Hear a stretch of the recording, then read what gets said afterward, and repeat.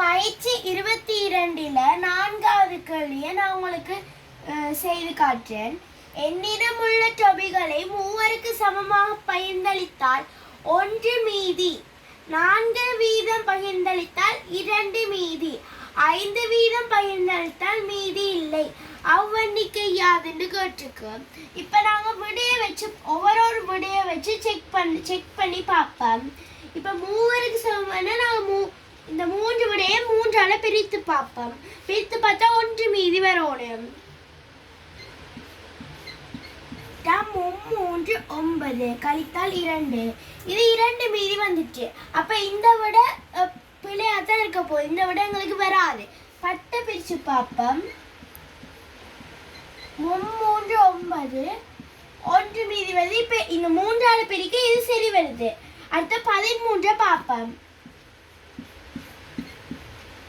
12 3ஆல பிரிக்க இந்த விடையும் சரியா வருது. அப்ப நாங்க இப்ப இந்த விடைய விட்டுட்டு மற்ற 2 விடையும் செக் பண்ணி பார்க்கணும். 4 வீதம் பகிர்ந்தளித்தால் 2 மீதி வருமா? அப்ப 10 4ஆல பிரிப்போம். பிரிச்சா 4 2 8 மீதி 2 வருது. ஆனா இங்க நாங்க 13 பிரிச்சா 4 3 12 மீதி 1 வருது. அப்ப இந்த விடையும் நாங்க அவுட் பண்ணுவோம். ஆகவே எங்களுக்கு விடை 10. இதை நாங்க 5ஆல பிரித்து பார்த்தாலும் மீதி வராது. ஏன்னா 5க்குள்ள 10 இருக்குது. அப்ப மீதியும் வரையல. ஆகவே இதற்கான விடை